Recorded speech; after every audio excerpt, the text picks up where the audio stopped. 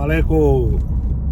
How you guys doing? Once again, making another video here because I was asked a question in one of the comments, and the question was, what happens when you lose faith in the tradition and on the Inkisi? There's multiple things that we have to get right before we could start talking about what happens if you lose faith and what happens to the Inkisi. First of all, you have to understand that this is not a religion.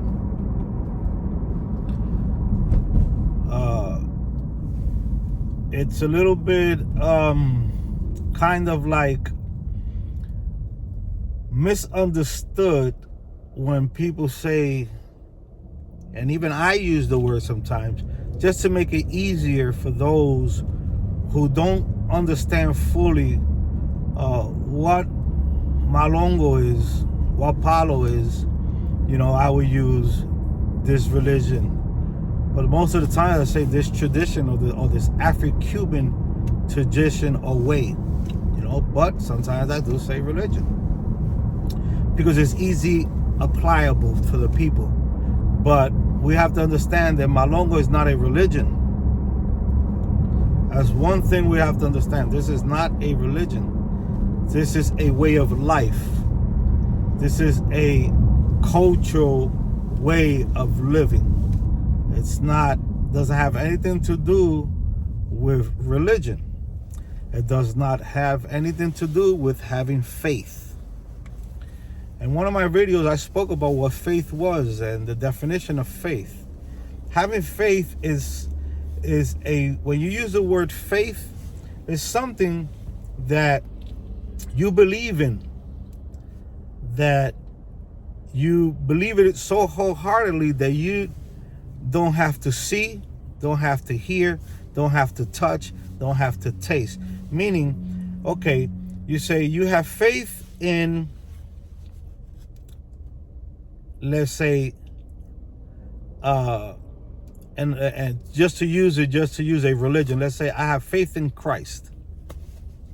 Okay? By you saying I have faith in Christ, you're saying I have faith that Christ is going to save me, but you never seen Christ, you never spoke to Christ, you don't know who Christ is. The only thing you got is what you read and what you are told. So having faith in something that you have never seen or heard or touched or feel, that's basically what faith is. Now, when you're talking about Palo, we don't have faith that we're gonna feel or see or hear or get touched by or smell, because these things are true. These things are real. You do get to see spirits. You do get to see them come down sometime and mount the person and do certain things. You see the solutions that get resolved by your tata or your yaya or that elder.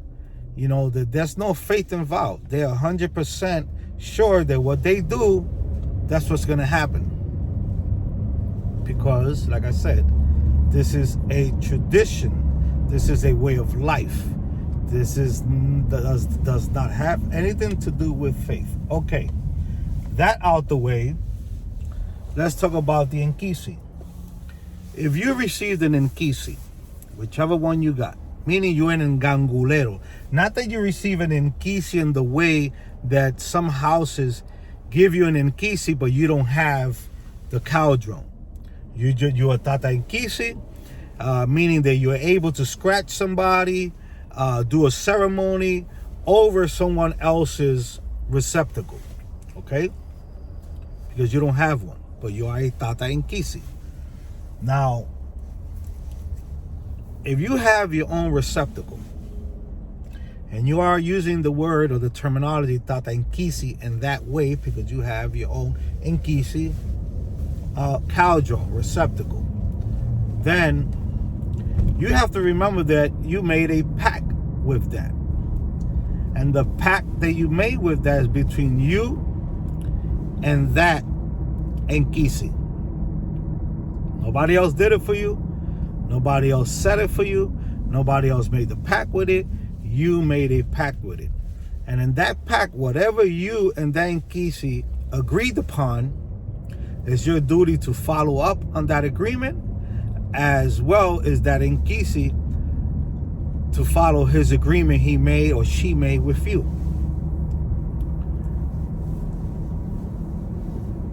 Now, what happens when you forget about the Inkisi?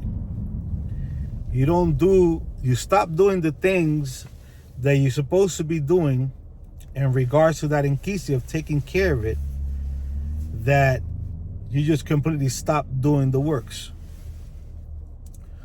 One thing that could happen is that things could start going bad for you.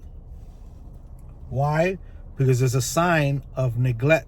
It's a sign of the Inkisi telling you, hey, you're neglecting me. Hey, we made a pact, we made an agreement. There's a contract between me and you. What's going on? Hey. And things will start going from worse to worse-er, if there's such a word. So you don't want to do that. The best thing for you to do in an instance like that, if you are of a person that don't want to practice or be part of the community or part of the tradition anymore, then you have to ask yourself, why did you come to the tradition? Why did you get in Kimba scratch for? What house are you in? Because, maybe this was enough. This wasn't your path. Maybe you just needed to get scratched and keep continuing your path. Maybe it was just a step that you had to take to complete your spiritual journey. You didn't have to receive an Inkisi. You didn't have to get an Nganga. Because you see, this is what happens. When you get an Nganga, now you're responsible. And this is a pact that you make that is for life. You could say, I don't care no more, whatever. Okay, you could say that. But you did not make a pact with your tata or your yaya. You didn't make a pact with them. You don't owe them, they don't owe you. Yes, respect, they do. You do owe them and they owe you. But in all reality, once you receive an Nganga, you're supposed to be self-sufficient. Not saying that you will never need your tata, your yaya for anything, because of course, that's why you have them there for, to help you and guide you. But once you receive your Nganga, you're supposed to be doing the things that you're supposed to do on your own, because you have a responsibility now. Now you have a responsibility that they have. So I would say to you, if you lost, like you say, faith, and I say again, there's no faith when it has to do with Palo. These things are true and real, and you do see the results. Is to speak to the Tata that gave you that Inkisi, that Nganga, and explain to them the situation, that you don't want to follow the tradition anymore. And he's going to tell you the same thing. You made a pact, not only with my Inkisi when you got initiated, but now you made a pact with this. And speak to him to see if that Nganga could go back to him. If he's able to receive that Nganga back from you, and not selling it to him, it's giving it to him to see if the Nganga will go back with him. Now, does that void and null your contract? It does not, in my opinion. In my opinion, it does not void and null your contract. That's why I say not too many people that come into Palo should quickly receive an Inkisi. Some of us do because I understand. Some of us do because certain letters come out that say that we're not supposed to stay in that one spot, that your Tata or Yaya has to, if he wants, receive. They have to receive this because it's for something in their life that they have to get. Or they have a path of being a priest, of being a leader, or a Yaya, and this is what they got to get, to keep progressing. Some houses are against giving an Inkisi at immediately, any scratching, and a lot of time it's because of that. Because a lot of people are not prepared to receive an Nganga, to receive an Inkisi. A lot of people just get scratched for a certain situation, or just because they heard about it or liked it, or a friend of it, or a family member, or they sick, or they need help. And yes, in certain instances, you need to get scratched for certain things. But in a lot of instances, all you have to do when you feel something that's hindering you is go to a Tata or a Yaya and get a reading and do the things that they got to do for you to get you back on that path. You do not need to get scratched all the time. Listen to me. You do not need to get scratched to go look and seek help from a Tata or from a Yaya. You don't need it. Just like you do not need to get crowned in Orisha just to seek help from a Santero or Santera or a Lukumi practitioner. It just don't have to be that way. It is not like that.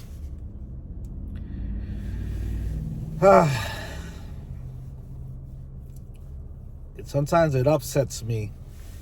It upsets me that people are being given these receptacles and these responsibilities when they really not prepared for them. And I don't mean that not only that they're not prepared in knowing how to manipulate and how to use it and what not to do and what to do, because at least if you have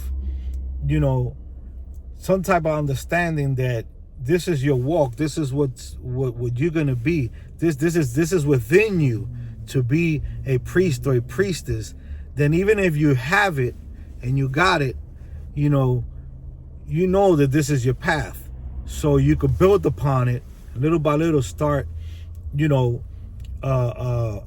developing the skills while you're in the house of your Tata. Boom, and then you can start building a relationship with that Inkisi, and little by little you go. Because it happens to a lot of us that we receive receptacles. We don't know exactly what we're doing in the beginning, but we have them, we take care of them. We just don't use them for other people because we're not prepared yet. But as time flows, we start understanding, we start opening up more, we start speaking, we start having a relationship, and we start learning and learning more, and then boom, now we are capable to do certain things using our receptacles, and we keep on building upon that and what we learn from our elders, and that help us develop and be better practitioners and better priests or priestess. All I could say to you is, for my understanding, if you receive an Nganga, you don't throw that Nganga away.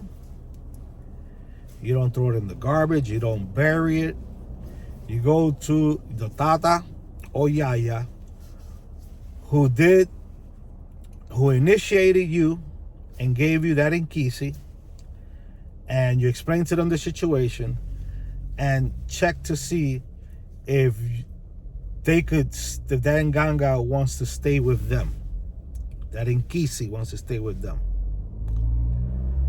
As far as you not having faith, like I said and I explained already, it's a different thing. It doesn't have anything to do with faith.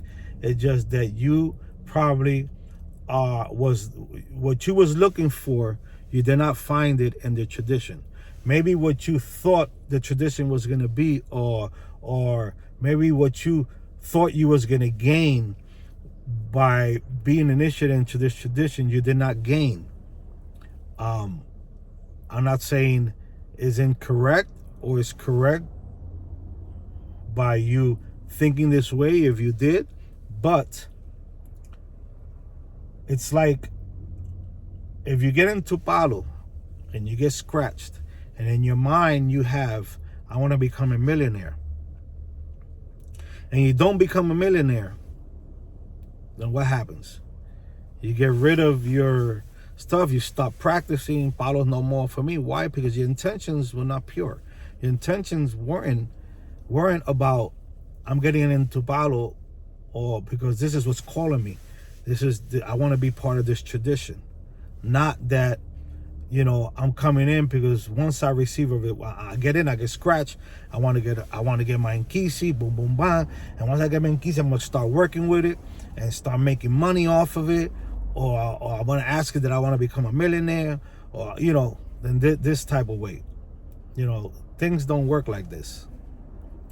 And we all need money.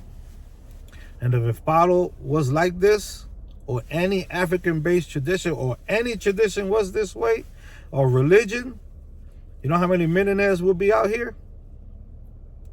Plenty. But it doesn't work like that. You understand? I feel sorry for those who have received Inkisis completely and have a responsibility, and now feel that they don't want to take care of it, they don't want no part of it, or they have lost that hunger.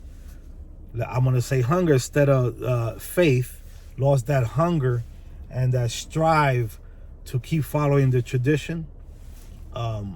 Once again, this is not for everybody.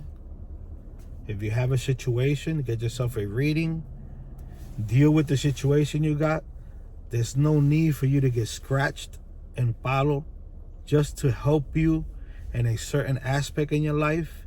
Yes, there might be a time on some people that they do need an initiation, but most of the time it's because whatever came out of that reading is very, very, very, very bad. It's life or death. Okay? I hope that I got through to you and you can understand. In my house, once you make that pact, there's no turning back. You could leave, you could go, you could do whatever you want. That's not between me and you, or you and me. That's between you and that Inkisi. Now, you could come respectfully. Before I leave, I want to say, you could come respectfully and talk to the Tata, bring an offering to that Inkisi, and explain the reason why you're leaving if you're in the house, to the Tata and to the Inkisi, and hope for and ask for the blessings respectfully, because you're leaving the house. That's one of the best ways to do it. Now, if you have an Inkisi, totally different story. Speak to your Tata, speak to your elder, and try to see if your elder could stay with that Inkisi. I would advise you to throw it away. I would advise you to bury it. I would advise you to do any of that. Take it apart. None of that. Go to your elder and speak to your elder. But once again, once you make a pact, in my opinion, it's for life. I hope I gave you a little bit of something that you can receive and understand. Be good, guys. Salam alaikum, malaikum, and salah. Que en Sambi lo hakutare.